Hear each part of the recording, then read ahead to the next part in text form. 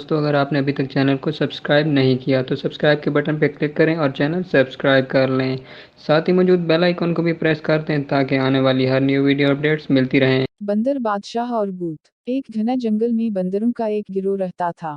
بندروں کا بادشاہ بہت عقل مند تھا۔ ایک دن اس نے اپنے گروہ کو اکٹھے بلایا۔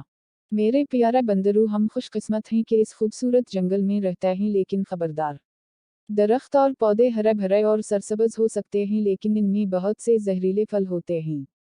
تالاب صاف چمکتا ہوا پانی ہو سکتے ہیں لیکن ان میں سے ایک میں بھوت رہتا ہے، اس لیے پہلے مجھ سے پوچھے بغیر کچھ نہ کھاؤ اور نہ پیو۔ اگلے دن ایک بندر کو پیاس لگی۔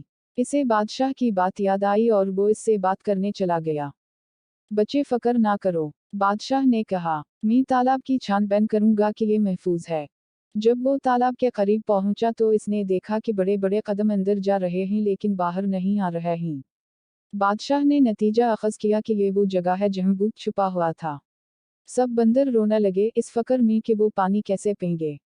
بادشاہ نے انہیں تسلی دی اور بھوت کا مقابلہ کرنے چلا گیا۔ بھوت نے کہا لگایا، تم بڑے مخمصے میں ہو بندر بادشاہ، اگر تمہارے بندر تالاب میں آئے تو میں انہیں کھا لوں گا، اگر وہ ایسا نہ کریں تو وہ پیاس سے مر جائیں گے۔ بادشاہ نے سوچا، مجھے کوئی حل تلاش کرنا چاہیے۔ اس نے اپنے بندروں سے بانس کے ٹکڑے جمع کرنے کو کہا۔ کھوکھلی بانس کی چھڑیوں کو آپس میں جوڑ کر اس نے ایک بڑا پائپ بنایا جو تالاب کا پانی چوستا تھا۔